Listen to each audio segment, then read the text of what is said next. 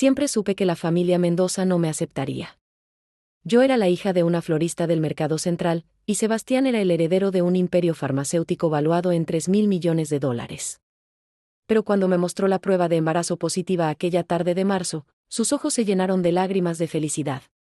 «Vamos a ser padres», susurró, besando mi frente. 2 semanas después, la ecografía reveló algo más: eran gemelos. Sebastián lo celebró comprando una casa en el exclusivo barrio de Lomas Altas. Yo floté en una burbuja de felicidad durante exactamente 17 días. Hasta que su madre, Cristina Mendoza de Valenzuela, apareció en nuestra puerta con 2 hombres de traje oscuro.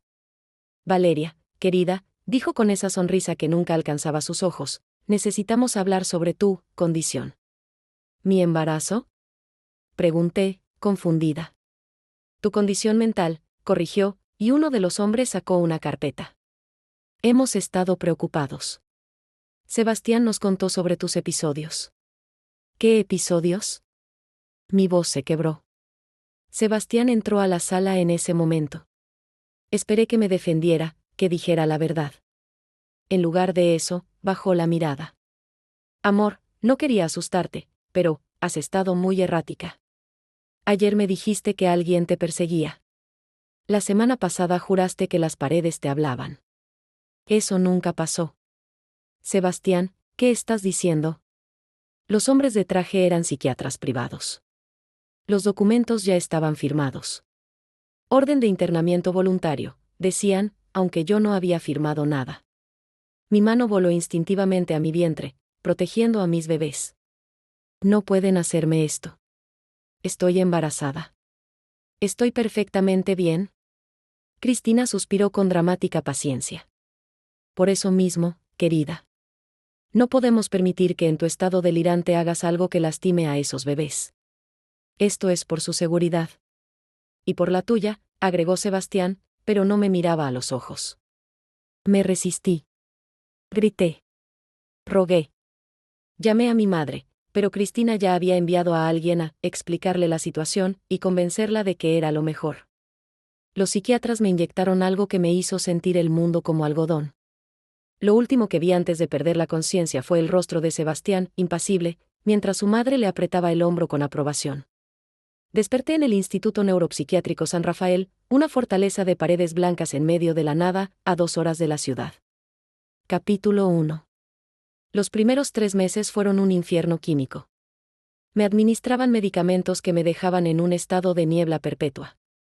Cuando protestaba, cuando exigía hablar con un abogado o con alguien del exterior, las dosis aumentaban. El doctor Hernán Rojas, director del instituto y viejo amigo de la familia Mendoza, supervisaba personalmente mi tratamiento. «Valeria, tienes que aceptar tu condición», me decía durante nuestras sesiones. «El primer paso para la recuperación es reconocer la enfermedad. No estoy enferma. Me trajeron aquí porque quieren quitarme a mis bebés». Él anotaba en su carpeta con gesto preocupado. «Paranoia persecutoria. Delirios de conspiración. Vamos a tener que ajustar la medicación». Mi vientre crecía. Yo era la única paciente embarazada en el instituto, un hecho que el personal trataba como una anomalía incómoda. Las enfermeras me miraban con lástima o con asco, nunca con neutralidad. Una de ellas, Marta, una mujer de unos 50 años con manos suaves, fue la única que me habló como a un ser humano. «Tienes que cuidarte, niña», me susurró una noche mientras me traía una bandeja con fruta fresca, no la comida procesada estándar. «Come bien. Esos bebés te necesitan fuerte». «¿Tú me crees?», le pregunté, con lágrimas en los ojos. «¿Crees que no estoy loca?». Marta miró hacia la puerta, asegurándose de que nadie escuchara. «He trabajado aquí 18 años. He visto a muchas personas con verdaderos problemas mentales. Tú no eres una de ellas. Pero no puedo ayudarte más que esto, ¿entiendes? Tengo 3 hijos que mantener». Asentí. Era suficiente saber que alguien sabía la verdad. Sebastián vino a visitarme exactamente 2 veces durante esos meses. La primera vez, en mi 4.º mes de embarazo, llegó con un ramo de camelias blancas y la expresión de quien visita una tumba. «¿Cómo estás?», preguntó, sentándose en la única silla disponible, lo más lejos posible de mi cama. «¿Cómo crees que estoy?», Sebastián? Me encerraste. Me drogaron. Creen que estoy loca. No te encerré. Te internamos. Hay una diferencia. Explícamela entonces, mi voz era veneno. Explícame cómo secuestrar a tu prometida embarazada es diferente de encerrarla. Él suspiró, frotándose las sienes. Valeria, por favor. Esto ya es suficientemente difícil. Mi madre dice que cuando te estabilices, cuando los doctores confirmen que puedes cuidar de los bebés de manera segura, podrás salir. Tu madre, repetí con amargura. ¿Y tú qué dices, Sebastián? ¿Qué dice el padre de mis hijos? Por primera vez, me miró directamente. Vi algo en sus ojos que me heló la sangre, culpa, sí, pero también resignación. La mirada de un hombre que había tomado una decisión y ahora solo esperaba que el tiempo la validara. Digo que confío en los expertos. El doctor Rojas es el mejor psiquiatra del país. Es el psiquiatra que tu familia paga. Es lo mismo, dijo, levantándose. Me tengo que ir. Hay una junta importante en la empresa. Se fue sin tocar mi vientre, sin preguntar cómo estaban sus hijos. La segunda visita fue peor. Llegó en mi 6º mes, y esta vez no vino solo. Cristina Mendoza entró detrás de él, toda elegancia y perfume francés en medio del olor a desinfectante del instituto. Valeria, querida, te ves mejor, mintió. Yo estaba sentada en la cama, con el camisón azul pálido del hospital, sin maquillaje, con el cabello recogido en una cola descuidada. Mis gemelos pateaban constantemente ahora. Pequeños recordatorios de que había vida real en medio de esta pesadilla. ¿Qué quieren? Cristina intercambió una mirada con Sebastián antes de hablar. Queríamos discutir el plan para cuando nazcan los bebés. Hemos estado trabajando con el doctor Rojas para asegurarnos de que la transición sea lo más suave posible. ¿Transición? Cuando des a luz, explicó Sebastián con voz cuidadosamente neutral, lo harás aquí, en la clínica del instituto. Tienen toda la equipación necesaria. Después, dependiendo de tu estado, evaluaremos los siguientes pasos. Cada palabra era una puñalada.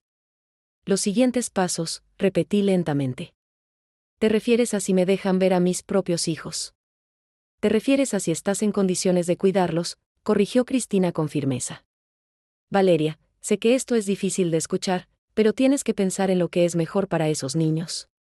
Si no puedes proporcionarles un entorno estable. Un entorno estable, la interrumpí, y mi voz se elevó peligrosamente. ¿Cómo este? ¿Como una institución psiquiátrica donde me drogan todos los días?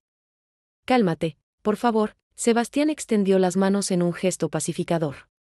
Nadie está diciendo que no verás a tus hijos.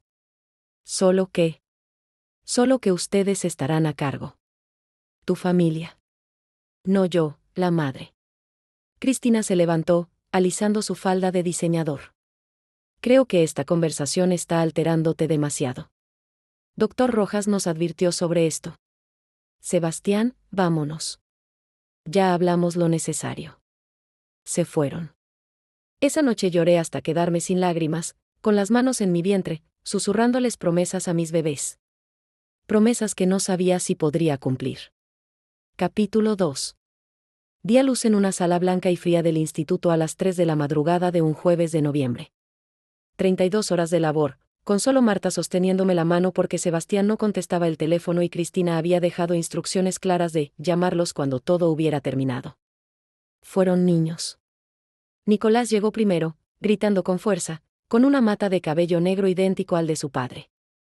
Mateo vino 3 minutos después, más pequeño, más silencioso, pero con ojos que me miraron con una intensidad que me partió el corazón.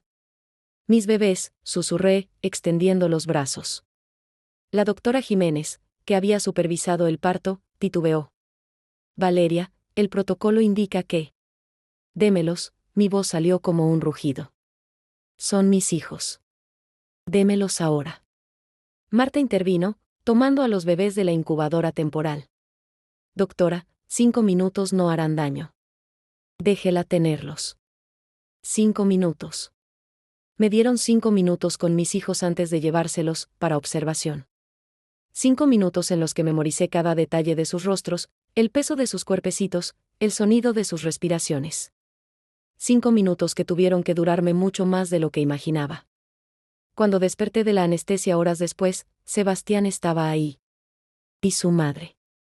Y el doctor Rojas. Y una mujer que no conocía, con portafolio de cuero y expresión oficial. Señorita Valeria Ramos, dijo la mujer, soy la licenciada Patricia Campos, de Servicios Sociales. Estoy aquí para informarle sobre las medidas de protección que se han implementado respecto a sus hijos, Nicolás y Mateo Mendoza. Mendoza Ramos, corregí automáticamente. Mendoza, repitió Cristina con firmeza. Sebastián es el único progenitor reconocido legalmente en este momento. Mi cerebro, todavía nublado por las drogas del parto, tardó en procesar esas palabras. ¿Qué? La trabajadora social abrió su portafolio, sacando documentos oficiales. Dada su condición psiquiátrica actual y su internamiento en esta institución, un juez ha otorgado la custodia temporal completa al padre, el señor Sebastián Mendoza Valenzuela. Usted tendrá permitidas visitas supervisadas una vez que el doctor Rojas certifique que es seguro para los menores. No pueden hacer esto. Soy su madre. Acabo de darlos a luz. Acabo de darlos a luz. El doctor Rojas se acercó, jeringa en mano. Valeria, tienes que calmarte. Esto es exactamente el tipo de reacción que nos preocupa. No estás en condiciones. No estoy loca. Grité. Solo quiero a mis bebés. Cualquier madre querría a sus bebés. ¿Cómo me convierte eso en loca? Sebastián finalmente habló, y su voz sonaba cansada, casi aburrida. Valeria, esto es temporal. Cuando te recuperes, cuando demuestres que puedes ser estable, discutiremos la custodia compartida. Pero ahora mismo, los niños me necesitan. Necesitan un hogar real, ¿no? ¿No qué? ¿No una institución psiquiátrica? Tú me pusiste aquí, Sebastián. Tú y tu maldita madre. Cristina resopló delicadamente. ¿Qué lenguaje? ¿Ves, Sebastián? ¿Ves por qué no puede estar cerca de los niños todavía? Me levanté de la cama, ignorando el dolor punzante de la cesárea. Intenté llegar a la puerta, a mis bebés, pero el doctor Rojas fue más rápido. Sentí el pinchazo de la aguja en mi brazo. El mundo se volvió gelatinoso. Mis bebés, susurré mientras me desplomaba. Solo quiero ver a mis bebés. Cuando estés mejor, dijo la voz de Cristina desde muy lejos. Cuando seas una madre apta. Pasaron 6 semanas antes de que me permitieran ver a Nicolás y Mateo de nuevo. 6 semanas en las que me negué a tomar la medicación, escondiéndola bajo mi lengua y escupiéndola después. 6 semanas en las que me obligué a parecer cuerda según los estándares del doctor Rojas, dócil, cooperativa, sin quejas ni exigencias. Has mostrado una mejoría notable, me dijo en nuestra sesión. Creo que podríamos programar una visita supervisada para la próxima semana. Gracias, doctor, respondí con la voz más suave que pude manufacturar. Significaría mucho para mí. La visita fue en una sala especial del instituto, con paredes pintadas con murales infantiles que pretendían ser alegres pero solo conseguían ser inquietantes. Una trabajadora social se sentó en la esquina, observando cada uno de mis movimientos. Sebastián llegó con los bebés en un cochecito doble de $1000, vestidos con ropita de diseñador. Tienes 30 minutos, anunció la trabajadora social. 30 minutos. Con mis propios hijos. Los tomé en brazos, uno por uno, memorizando cómo habían cambiado en 6 semanas. Nicolás era más grande, más robusto. Mateo todavía tenía esa mirada intensa. Ninguno de los dos me reconoció. ¿Por qué lo harían? Yo era una extraña que olía a desinfectante de hospital. Hola, mis amores, susurré, con lágrimas rodando por mis mejillas. Soy mamá. Lo siento mucho. Lo siento muchísimo. Sebastián miraba su teléfono, apenas prestándome atención.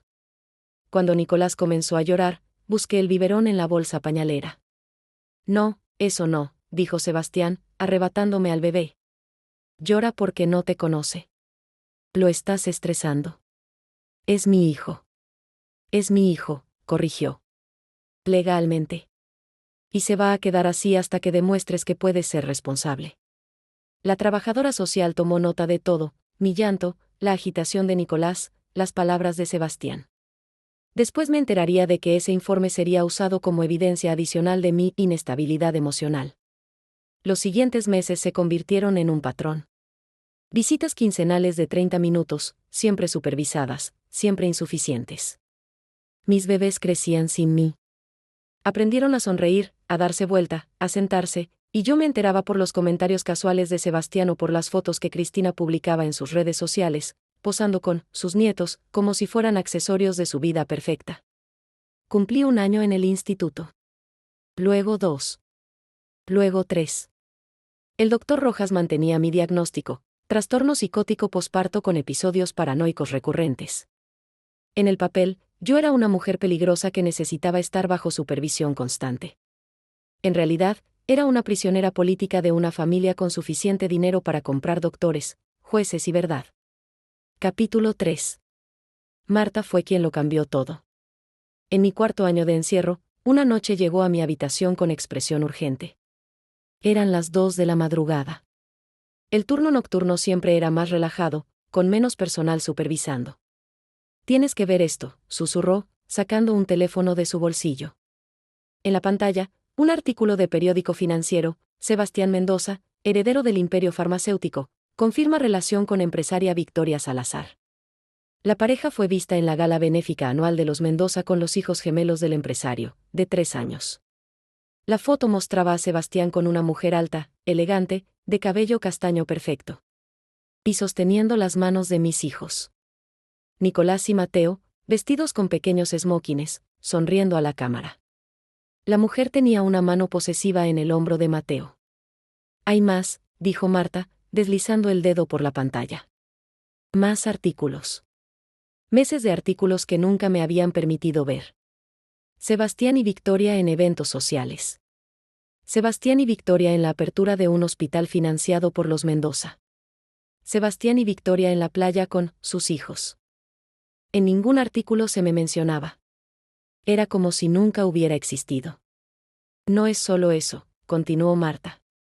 «He estado investigando. Esa Victoria Salazar es hija de uno de los socios principales del negocio farmacéutico de los Mendoza.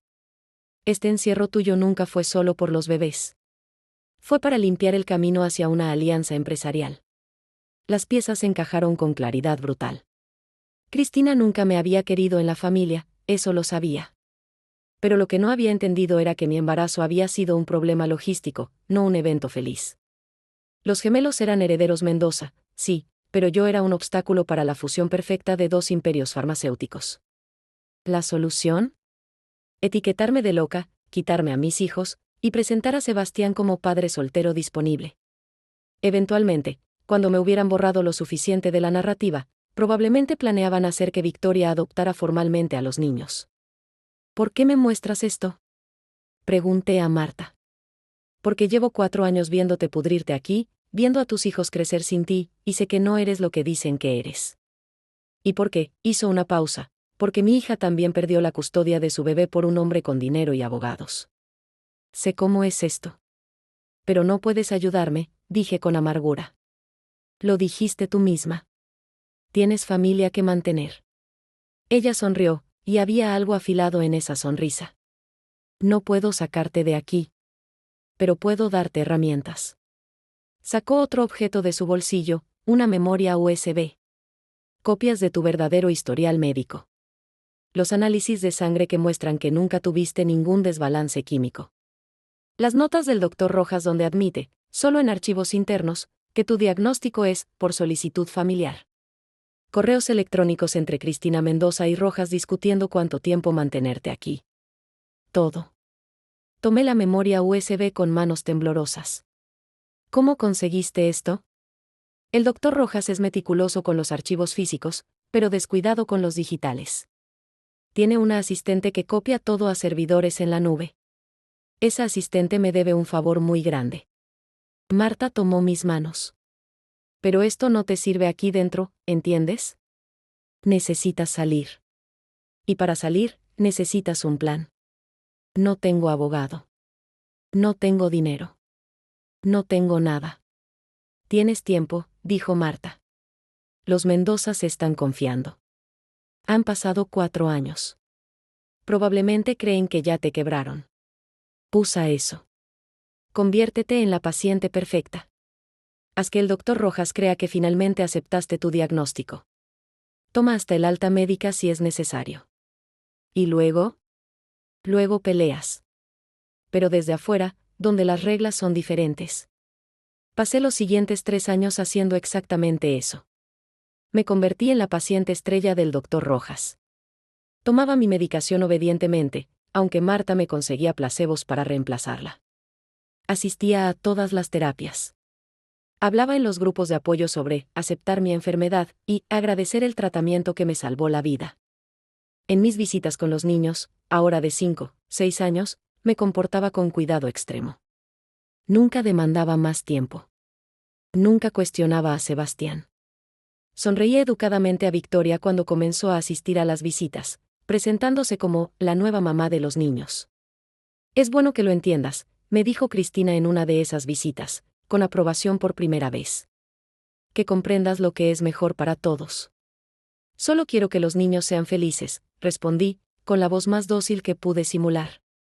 Nicolás y Mateo crecían. Ahora hablaban, caminaban, tenían personalidades. Nicolás era audaz y directo, siempre haciendo preguntas. Mateo era más observador, más silencioso, pero no se le escapaba nada. Y ninguno de los dos me llamaba mamá. Yo era Valeria, para ellos. Solo Valeria. ¿Por qué vives aquí? Preguntó Nicolás cuando tenía 6 años, mirando alrededor de la sala de visitas. Porque he estado enferma, respondí, repitiendo la historia que me habían obligado a contar. Pero ahora estoy mejor. Papá dice que estuviste muy enferma de la cabeza, agregó, con esa honestidad brutal de los niños. Sí, mentí. Pero los doctores me ayudaron. Mateo me miraba con esos ojos intensos que había tenido desde bebé. A veces sentía que él veía más de lo que decía. Que sabía que algo no cuadraba en la historia oficial. Pero era solo un niño. ¿Qué podía hacer?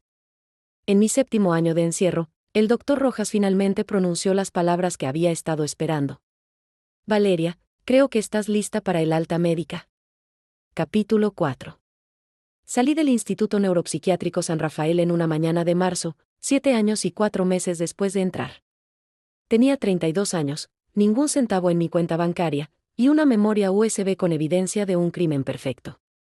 Marta me esperaba fuera de los portones con ropa civil y un teléfono prepagado. Mi hija tiene un departamento pequeño en el centro, dijo. Puedes quedarte ahí un mes, hasta que te establezcas. Aquí hay números de 3 abogados que se especializan en casos contra familias poderosas. No son baratos, pero uno de ellos, el licenciado Marco Vega, a veces toma casos pro bono cuando hay evidencia sólida. ¿Por qué haces todo esto? Porque alguien debería. Me abrazó con fuerza. Ahora ve a recuperar a tus hijos.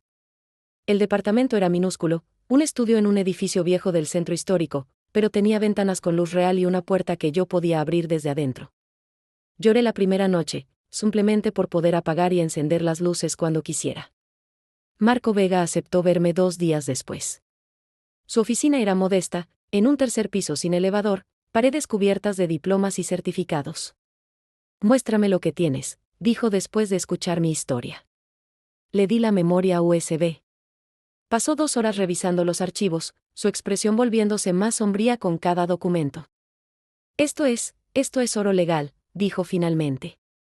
Conspiración para privación ilegal de la libertad. Fraude médico. Falsificación de documentos psiquiátricos. La doctora Jiménez que supervisó tu parto firmó informes psiquiátricos que no correspondían a su especialidad. El juez que otorgó la custodia a Sebastián tenía vínculos familiares con los Mendoza que no declaró. Esto no es solo un caso de custodia, Valeria. Esto es criminal. Solo quiero a mis hijos, dije. No me importa la venganza. Solo quiero recuperar a mis hijos. Marco me miró con algo parecido a la compasión. Entiendo. Pero aquí está la realidad, los Mendoza tienen poder, dinero y conexiones. Si solo demandas por custodia, te aplastarán con recursos legales.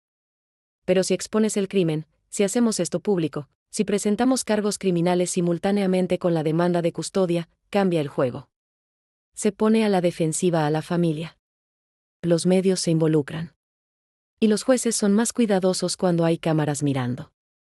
¿Cuánto tiempo tomará? 1 año y medio, mínimo. Tal vez 2 años. Estos casos son lentos. Pero te prometo esto, voy a pelear con todo lo que tengo. Me tomó 3 meses conseguir trabajo. Nadie quería contratar a una mujer con un agujero de 7 años en su currículum y un historial de internamiento psiquiátrico.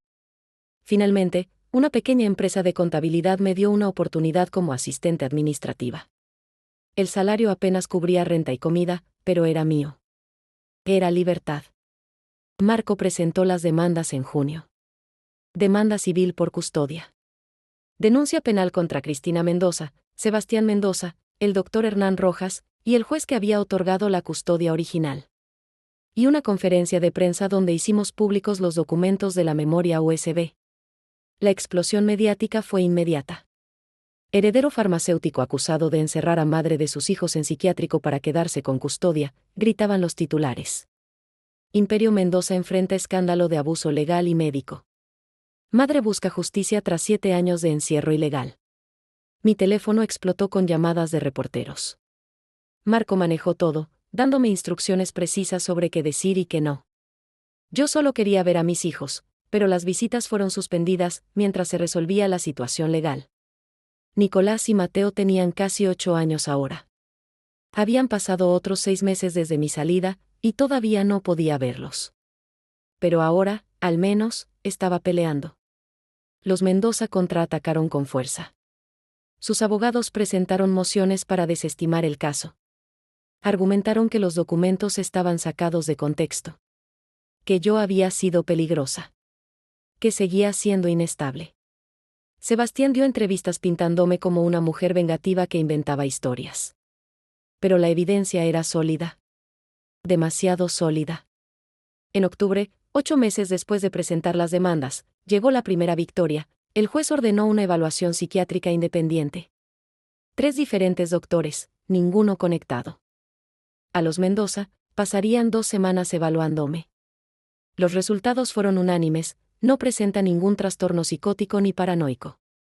Función cognitiva normal. Capacidad plena para ejercer maternidad responsable. Conclusión, diagnóstico original es inconsistente con presentación clínica actual y pasada. Esto lo cambia todo, dijo Marco. Ahora podemos argumentar que nunca estuviste enferma. Que todo el internamiento fue fraudulento desde el día 1. El caso se convirtió en un circo mediático. Manifestaciones de grupos de derechos de madres frente a los edificios de los Mendoza. Peticiones en línea con cientos de miles de firmas. Celebridades opinando en redes sociales. La reputación perfecta de la familia Mendoza, construida por generaciones, se agrietaba día a día. Y entonces, en febrero del segundo año del caso, algo inesperado sucedió. Cristina Mendoza sufrió un infarto masivo. Capítulo 5. Cristina no murió, pero el infarto la dejó debilitada, con el lado izquierdo parcialmente paralizado y su mente ya no tan aguda como antes. Sebastián, quien hasta entonces había seguido las instrucciones de su madre como un autómata, de repente tuvo que tomar decisiones propias. Y Sebastián, descubrí, no era tan buen estratega como su madre. Cometió el error de dar una entrevista sin sus abogados presentes. El reportero era bueno, amable, haciéndolo sentir cómodo. Y Sebastián, tal vez cansado de cargar con la culpa, tal vez simplemente débil, dijo algo que no debía. Miren, en retrospectiva, tal vez nos excedimos. Mi madre estaba muy preocupada por la reputación de la familia, y yo solo quería hacer lo correcto para todos. Nos excedimos. Esas 2 palabras fueron suficientes. Una admisión implícita de culpa, grabada en video, reproducida millones de veces. Los abogados de los Mendoza entraron en pánico. Propusieron un acuerdo, me devolverían la custodia compartida, pagarían una compensación económica, y yo retiraría los cargos criminales. ¿Qué opinas?, me preguntó Marco. Pensé en 7 años. Pensé en mis bebés creciendo sin mí. Pensé en Cristina Mendoza sonriendo mientras me arrancaban a mis hijos recién nacidos de los brazos.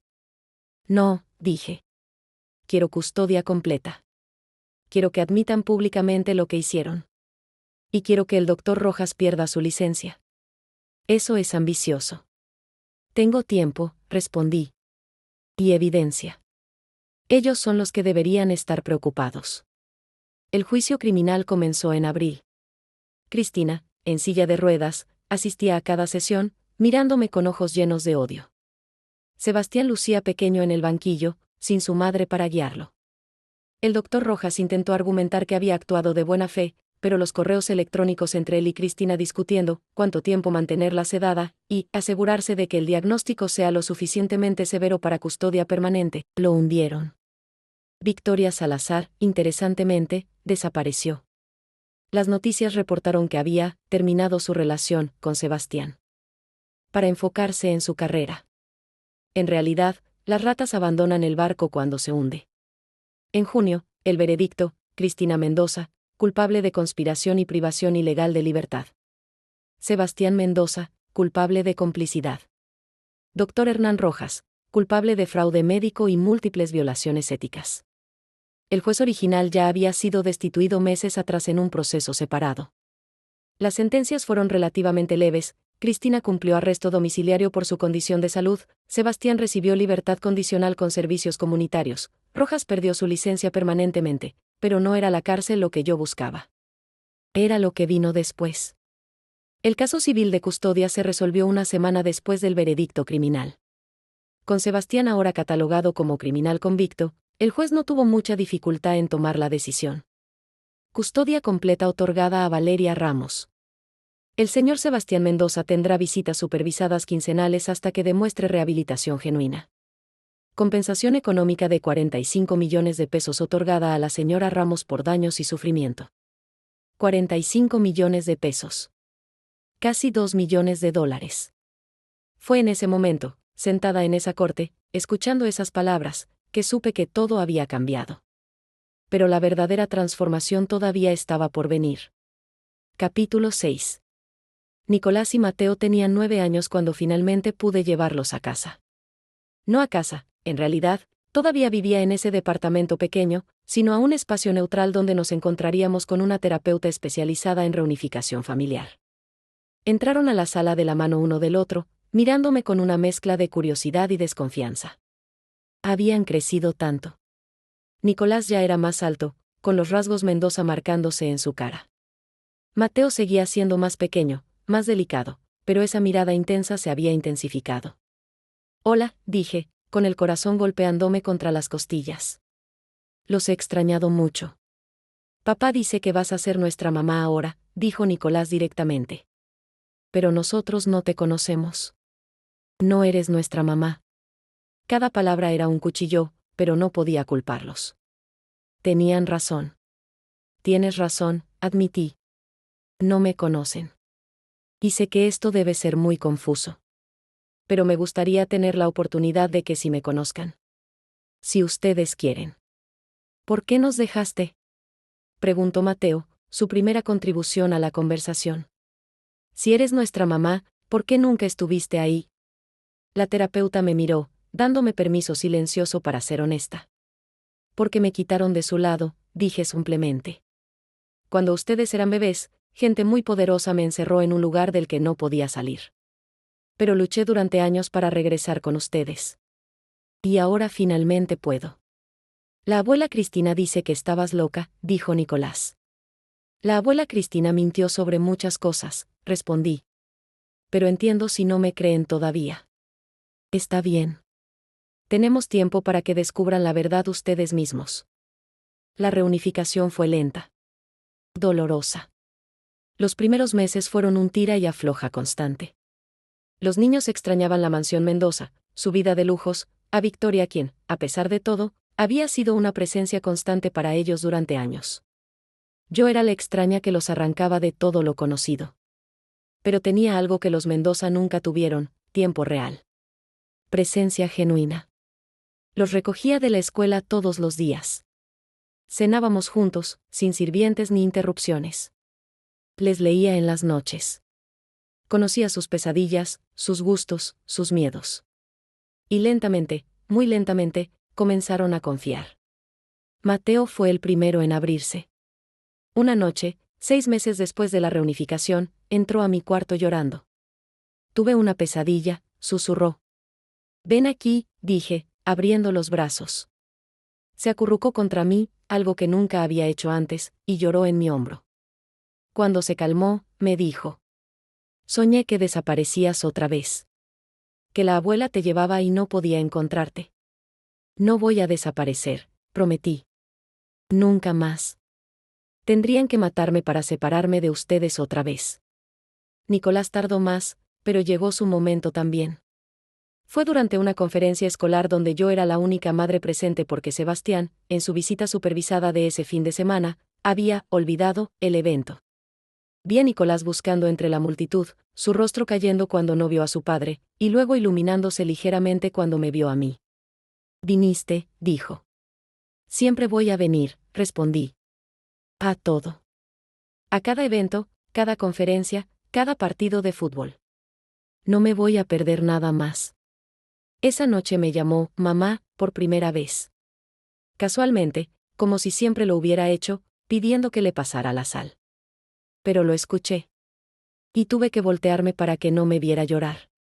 Mientras tanto, usé los 45 millones de pesos sabiamente. Marco Vega me presentó a un asesor financiero, y juntos creamos un plan. No iba a desperdiciar esta oportunidad. Invertí en bienes raíces, comprando propiedades en zonas en desarrollo. Invertí en startups tecnológicas con fundadores que me recordaban a mí, personas que habían sido subestimadas y querían demostrar algo. Y, sorprendentemente, compré acciones del sector farmacéutico. ¿Estás segura?, preguntó el asesor. Después de todo lo que pasó con los Mendoza. Precisamente por eso, respondí. Conozco este mundo desde adentro. Sé dónde están las grietas. Durante los siguientes años, mientras mis hijos crecían y nuestra relación se fortalecía, construí silenciosamente un portafolio de inversiones que crecía exponencialmente. El mercado inmobiliario explotó, y mis propiedades se triplicaron en valor. Las startups en las que invertí comenzaron a ser adquiridas por grandes corporaciones. Mis acciones farmacéuticas se dispararon durante la pandemia global. Para cuando Nicolás y Mateo cumplieron 14 años, yo había convertido 45 millones en 200 millones de pesos. 20 millones de dólares. Y entonces vino la oportunidad que había estado esperando. Capítulo 7. Los Mendoza estaban en problemas. Cristina, debilitada y ya no al mando, había dejado la empresa en manos de Sebastián, quien resultó ser un administrador terrible. Escándalos de productos defectuosos. Demandas de competidores. Acciones cayendo. El imperio farmacéutico que había tomado 3 generaciones construir estaba tambaleándose. Las acciones de Laboratorios Mendoza están en su punto más bajo, me informó mi asesor financiero. La junta directiva está considerando remover a Sebastián como CEO. Hay rumores de una venta total o una reestructuración masiva. ¿Cuánto necesitaría para tener influencia significativa?, pregunté. Él hizo cálculos. Con su portafolio actual, si liquidamos algunas inversiones y obtenemos financiamiento adicional, podría adquirir aproximadamente 25% de las acciones. Sería la segunda accionista más grande después del fideicomiso familiar Mendoza. Hazlo, ordené. La adquisición tomó 3 meses. Fue discreta, usando empresas intermediarias para que los Mendoza no se dieran cuenta hasta que fue demasiado tarde. Cuando finalmente se hizo pública, la noticia sacudió el mundo empresarial. Valeria Ramos, víctima del escándalo Mendoza, ahora accionista principal de la empresa familiar, reportaron los medios. La junta directiva de emergencia fue convocada inmediatamente. Sebastián se veía demacrado, envejecido más allá de sus 42 años. Cristina, ahora de 73, estaba ahí en silla de ruedas, su lado paralizado apenas moviéndose, pero sus ojos tan llenos de veneno como siempre. Esto es un ataque hostil, siseó, su voz arrastrándose por el derrame. Esto es inversión legal, corregí calmadamente. Como accionista del 25%, tengo derecho a una silla en la junta directiva. Y tengo derecho a votar en todas las decisiones mayores. La junta nunca te aceptará, dijo Sebastián. Sonreí. Los otros miembros de la junta son inversores que quieren ver ganancias, Sebastián. No lealtad familiar. Y tu administración ha perdido 40% del valor de la empresa en 3 años. Están desesperados por cambio. Tenía razón. La votación fue 7-5 a mi favor. Me uní a la junta directiva de Laboratorios Mendoza en octubre, 9 años después de que me encerraran en el psiquiátrico. Mi primer movimiento fue proponer una auditoría completa de las operaciones de la empresa. La auditoría reveló lo que sospechaba: mala gestión generalizada, contratos con sobreprecio a empresas amigas de los Mendoza, investigación y desarrollo estancado, talento huyendo a competidores. La empresa necesita liderazgo nuevo, anuncié en la siguiente junta. Propongo remover a Sebastián Mendoza como CEO. Eso es absurdo, explotó Sebastián.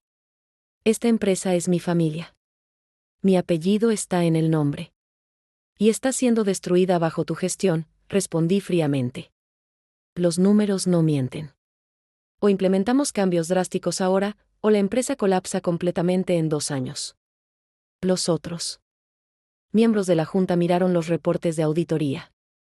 Miraron las proyecciones financieras. Miraron sus propias inversiones desapareciendo. Votaron 9-3 para remover a Sebastián. ¿Y quién propones como reemplazo?, preguntó uno de los miembros, un inversionista estadounidense llamado Richard. Inicialmente, un CEO interino externo con experiencia en reestructuraciones, respondí. Alguien sin vínculos emocionales con los Mendoza que pueda tomar decisiones difíciles. Tengo a alguien en mente, Patricia Mora, quien rescató a Farmacéutica del Valle hace 5 años. Después, una vez que la empresa esté estabilizada, podemos considerar liderazgo permanente. Patricia aceptó el puesto. Durante los siguientes 18 meses, trabajamos juntas para reestructurar Laboratorios Mendoza desde sus cimientos. Cortamos la grasa, despedimos ejecutivos incompetentes, muchos de ellos amigos de los Mendoza, invertimos fuertemente en investigación de nuevos medicamentos, y reconstruimos la reputación de la marca. Las acciones comenzaron a recuperarse. Mientras tanto, Nicolás y Mateo crecían, ahora con 16 años. Eran jóvenes brillantes, ambos con interés en negocios y ciencia. Habían visto mi transformación de cerca, de víctima sin hogar a inversionista poderosa a miembro de junta directiva. Me hacían preguntas constantes sobre estrategia, finanzas, liderazgo. ¿Por qué lo haces?, me preguntó Mateo una noche, durante una cena.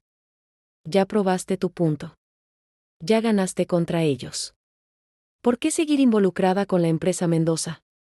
Porque ustedes son Mendoza, respondí. Esa empresa es su herencia, les guste o no, y no voy a permitir que su padre y su abuela la destruyan antes de que ustedes tengan oportunidad de decidir qué hacer con ella. Nicolás y Mateo intercambiaron miradas.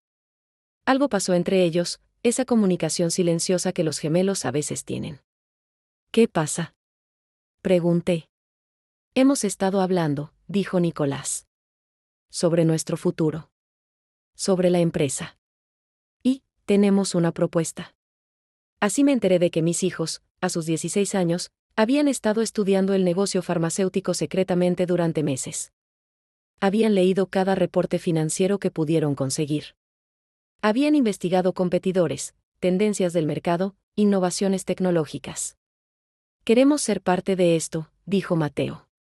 No ahora, obviamente. Pero después de la universidad, después de aprender todo lo que necesitamos saber. Queremos tomar la empresa familiar y convertirla en algo de lo que podamos estar orgullosos. Algo que ayude a la gente de verdad, agregó Nicolás. No solo que genere ganancias para accionistas ricos. Los miré a ambos, estos jóvenes que había perdido y encontrado, que habían sido usados como armas contra mí y ahora elegían su propio camino, y sentí algo expandirse en mi pecho. Entonces vamos a asegurarnos de que haya algo que valga la pena heredar, dije. Capítulo 8. Nicolás y Mateo cumplieron 18 años en noviembre, 11 años después de mi salida del psiquiátrico. Para entonces, Laboratorios Mendoza había sido completamente transformado. Las acciones habían subido 300% desde el punto más bajo. La empresa había lanzado 3 nuevos medicamentos exitosos. Éramos, otra vez, un líder del sector. El fideicomiso familiar Mendoza, que poseía el 40% de las acciones, estaba estructurado para transferirse a los herederos directos cuando cumplieran 18 años. Cristina y Sebastián habían asumido que mantendrían control a través de los niños, manipulándolos como siempre habían manipulado todo. Se equivocaron. La reunión de transferencia de fideicomiso fue en la oficina principal de los abogados patrimoniales de los Mendoza. Cristina llegó en silla de ruedas, ahora completamente dependiente de enfermeras. Sebastián estaba ahí, con la expresión de alguien que había perdido una guerra pero todavía no aceptaba la derrota. El abogado explicó los términos. Nicolás y Mateo, al cumplir la mayoría de edad, asumirían control conjunto del fideicomiso familiar. 40% de Laboratorios Mendoza sería suyo para votar como decidieran. Por supuesto, intervino Sebastián, tu madre y yo estamos aquí para guiarlos en estas decisiones. Este es un terreno complejo, chicos. Van a necesitar nuestra experiencia. Nicolás se aclaró la garganta. En realidad, papá, Mateo y yo hemos estado discutiendo esto extensamente. Hemos decidido cómo queremos ejercer nuestros votos. Bien, bien, dijo Sebastián, aliviado. Sabía que podían ser razonables.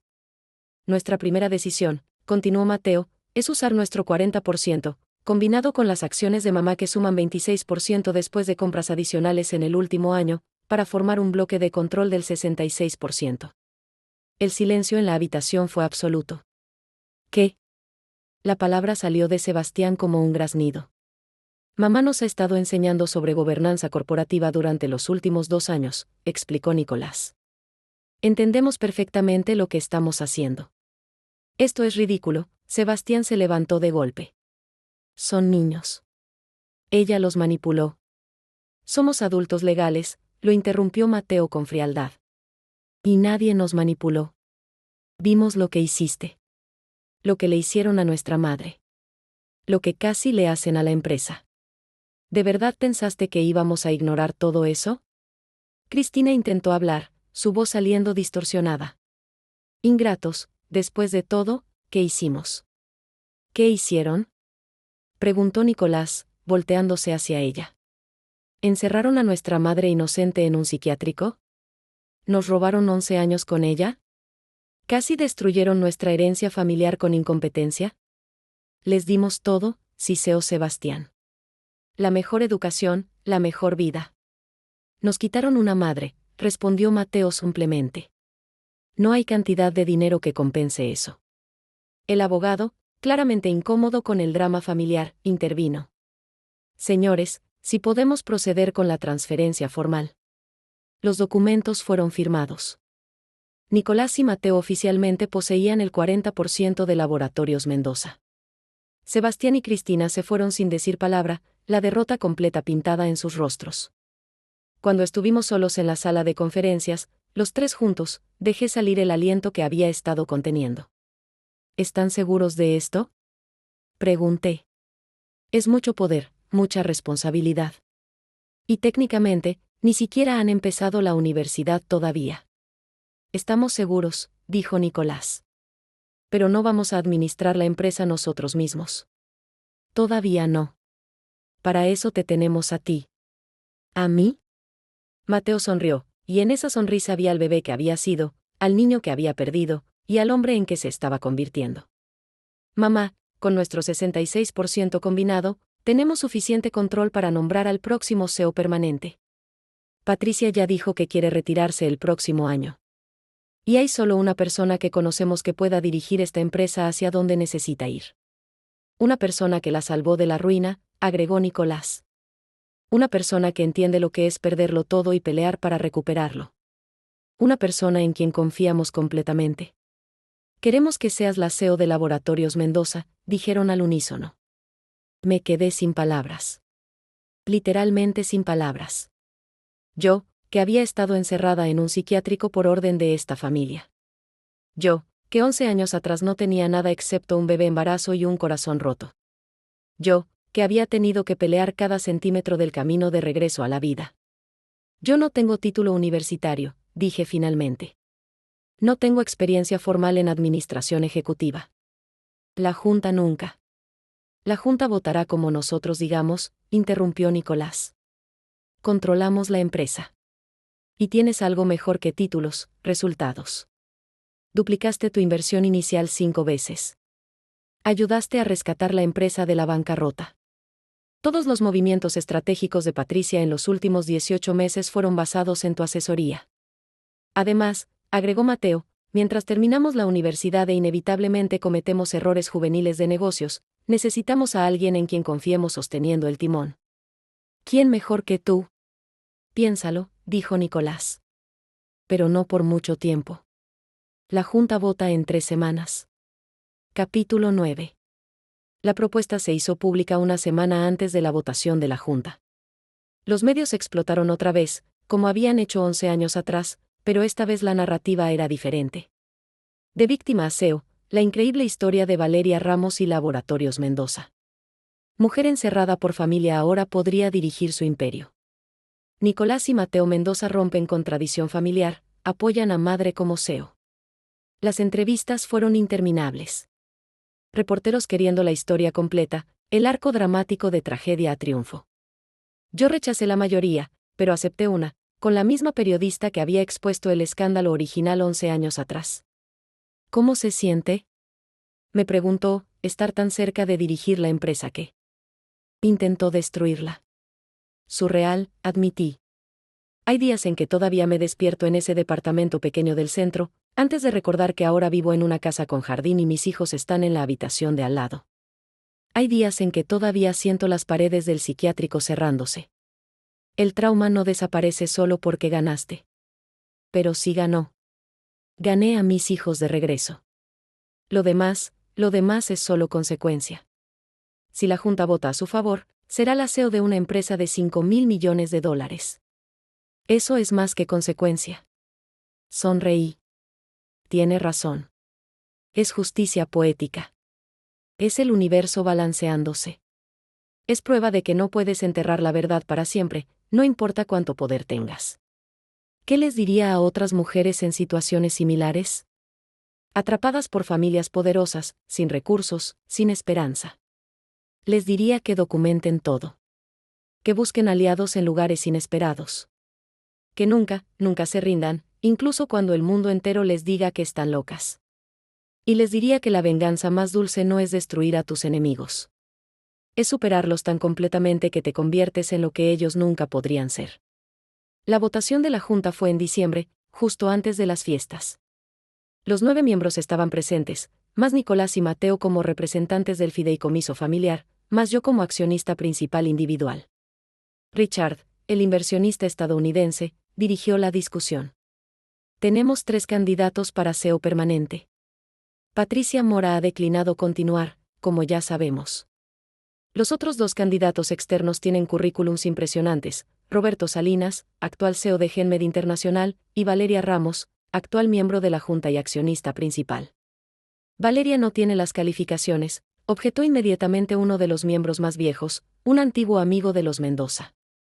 Es una inversionista, sí, pero dirigir una empresa de esta magnitud requiere experiencia ejecutiva. Roberto Salinas dirigió Genmed a 3 años consecutivos de pérdidas, contrarrestó otra miembro. Sus calificaciones no parecen valer mucho. Valeria tiene algo que ningún CEO externo puede tener, intervino Nicolás, hablando con la confianza de alguien que sabía que controlaba los votos. Tiene piel en el juego. Inversión personal. Esta empresa no es solo un escalón en su carrera. Es su legado y el legado de sus hijos. Y ha demostrado visión estratégica excepcional, agregó Mateo. Cada sugerencia que ha hecho en los últimos 18 meses ha resultado en crecimiento o mejora. Además, dijo Richard, mirando alrededor de la mesa, seamos honestos. La historia de Valeria es oro de relaciones públicas.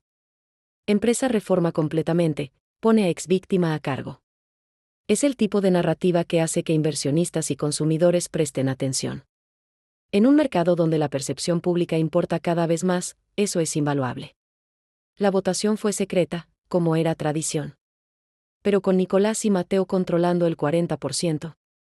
Y solo necesitando mayoría simple, el resultado era casi inevitable. 8 votos a 3. Me convertí en CEO de Laboratorios Mendoza el 15 de diciembre, exactamente 11 años y 9 meses después de que me encerraran en el Instituto Neuropsiquiátrico San Rafael. La conferencia de prensa fue masiva.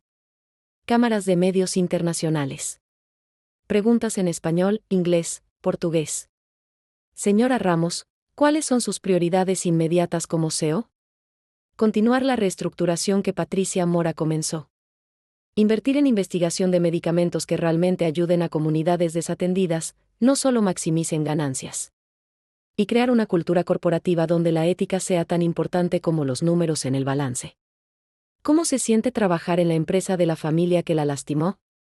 Ya no es su empresa, respondí simplemente. Es nuestra empresa.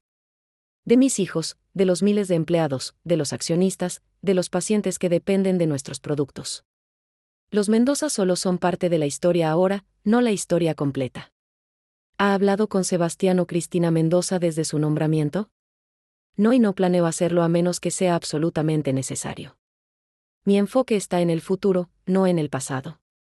Pero el pasado, como siempre, tiene formas de alcanzarte. Capítulo 10. La primera reunión ejecutiva como CEO fue una semana después. Sala de juntas en el piso 22 del edificio corporativo de Laboratorios Mendoza, con vistas panorámicas de la ciudad. 15 ejecutivos senior, todos anteriormente reportando a Sebastián, ahora reportándome a mí. Las dinámicas de poder eran palpables. Algunos me miraban con respeto genuino. Otros con resentimiento apenas disimulado. Unos pocos con curiosidad cautelosa. Buenos días, comencé. Sé que mi nombramiento fue no convencional. Algunos de ustedes probablemente tienen reservas. Eso es completamente válido. Pero estamos aquí para hacer un trabajo, y ese trabajo es hacer esta empresa mejor de lo que ha sido en décadas. Así que vamos a establecer expectativas claras. Pasé la siguiente hora delineando mi visión. Transparencia radical en investigación y desarrollo. Programas de acceso a medicamentos para comunidades de bajos recursos. Eliminación de las prácticas de sobreprecio que habían manchado la reputación de la industria farmacéutica. Inversión en talento joven.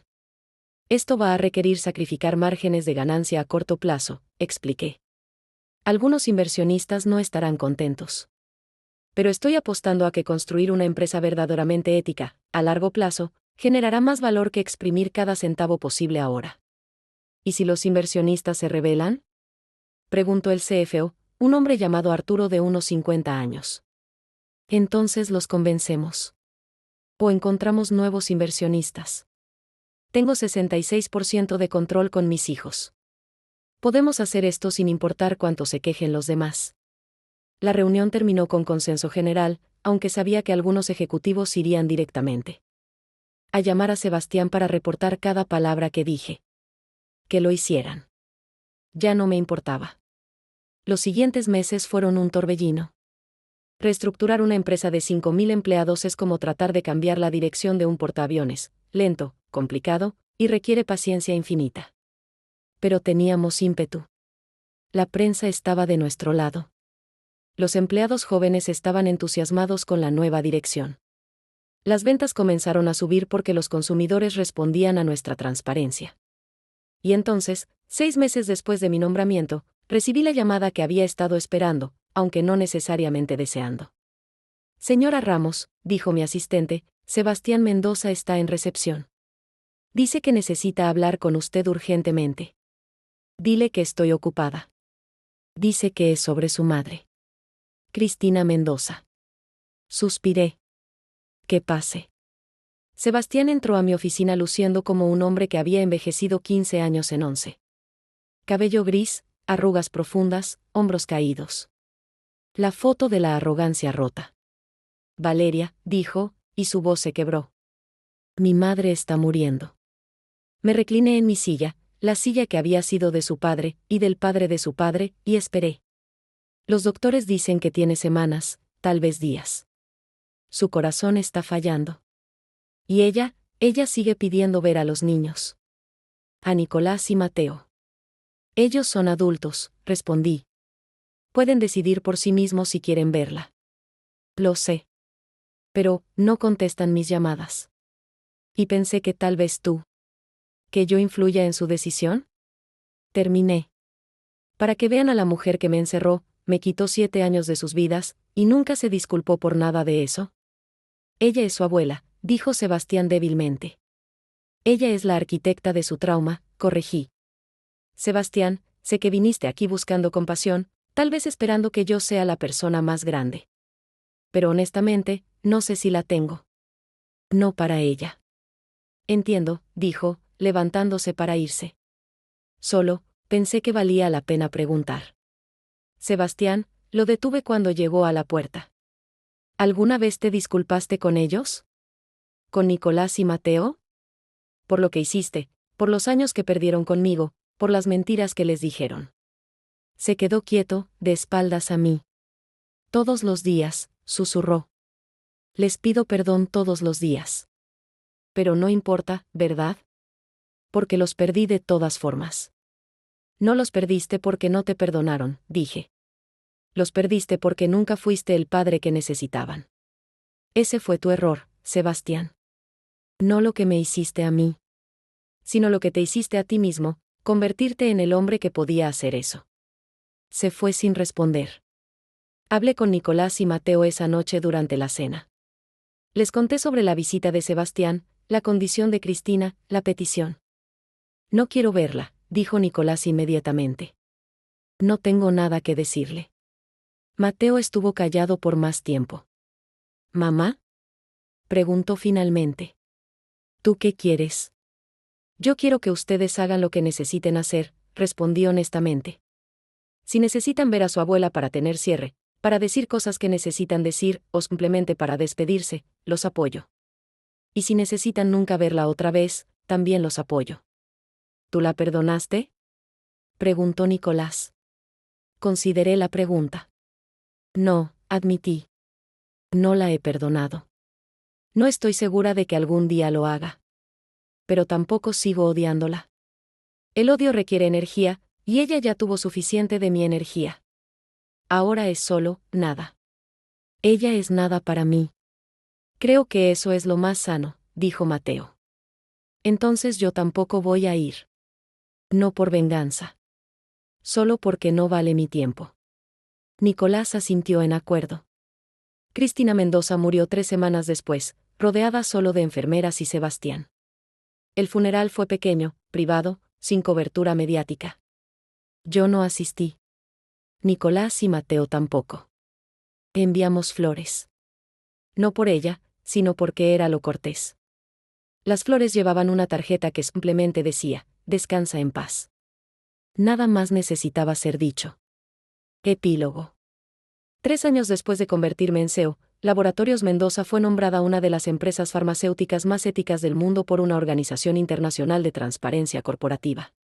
Nuestros programas de medicamentos subsidiados habían ayudado a millones de personas en países en desarrollo. Nuestros márgenes de ganancia eran más estrechos que los competidores, pero nuestro valor de acciones seguía subiendo porque los inversionistas creían en la visión a largo plazo. Nicolás se especializó en biotecnología en MIT. Mateo eligió Administración y Política Pública en Stanford. Ambos planeaban regresar a la empresa después de graduarse, pero con sus propias ideas, su propia visión. No queremos solo continuar lo que empezaste, me dijo Nicolás durante una de sus visitas a casa. Queremos expandirlo. Imagina Laboratorios Mendoza no solo produciendo medicamentos, sino financiando investigación en universidades públicas, creando incubadoras para startups de biotech en países en desarrollo. Imagina que cambiamos completamente cómo funciona la industria farmacéutica, agregó Mateo con entusiasmo. No solo nosotros siendo éticos, sino forzando a toda la industria a seguir nuestro ejemplo. Los escuché hacer planes, soñar en grande, y me di cuenta de que mi trabajo estaba casi completo. No era ser CEO para siempre. Era sostener el espacio hasta que ellos estuvieran listos para tomar el mando. En cuanto a Sebastián, vendió sus pocas acciones restantes y se mudó a España. Escuché que se casó con una mujer que nunca conocí, alguien completamente fuera del mundo farmacéutico. Tal vez encontró paz. Tal vez no. Honestamente, ya no pensaba mucho en él. Una tarde, 14 años después de mi salida del psiquiátrico, estaba en mi oficina revisando propuestas para una nueva línea de investigación de medicamentos para enfermedades raras cuando recibí una visita inesperada. Marta. La enfermera que me había salvado. Ahora de 66 años, retirada, con el cabello completamente blanco pero ojos todavía brillantes. Vine a ver qué habías hecho con esa memoria USB que te di, dijo con una sonrisa. ¿Quieres el tour completo? Pregunté, levantándome. Quiero todo, respondió. Le mostré el edificio. El laboratorio de investigación en el piso 12. La cafetería en el piso 3 donde los empleados comían gratis comida saludable. El centro de cuidado infantil en el piso 2 para hijos de empleados. Las oficinas abiertas y colaborativas que reemplazaron las viejas estructuras jerárquicas. Dios mío, susurró cuando regresamos a mi oficina. Realmente lo hiciste. Realmente convertiste tu peor pesadilla en tu mayor triunfo. No podría haberlo hecho sin ti, dije. Sin ese USB, sin tu valentía para robarlo, todavía estaría pudriéndome en el San Rafael. No, dijo Marta con certeza. Hubieras encontrado otra manera. Eres de esas personas que simplemente no se rompen, Valeria. Se doblan, sufren, pero nunca se rompen. Después de que se fue, me quedé en mi oficina mientras el sol se ponía sobre la ciudad, pintando el cielo de naranja y rosa. Pensé en la mujer que había sido, embarazada, aterrorizada, encerrada contra su voluntad. Pensé en los años perdidos, el dolor, la lucha imposible. Y pensé en dónde estaba ahora, CEO de una empresa de miles de millones, madre de 2 hombres extraordinarios, arquitecta de mi propia venganza que no se basó en destruir a nadie sino en construirme a mí misma tan alto que la sombra de mi éxito eclipsara completamente a los que intentaron enterrarme. Mi teléfono sonó. Era Mateo. Hola, mamá. Nico y yo estábamos pensando, ¿cena familiar este fin de semana? Queremos contarte sobre un proyecto de investigación que estamos considerando para después de graduarnos. Me encantaría, respondí, sonriendo. Los veo el sábado. Colgué y miré alrededor de mi oficina una vez más. En la pared había una foto enmarcada, Nicolás, Mateo y yo en la playa el verano pasado, sonriendo, felices, completos. Esa foto valía más que todos los millones, más que el título de CEO, más que la venganza perfecta. Porque al final, no me quitaron 7 años. Me dieron una razón para pelear por millones más. Y gané.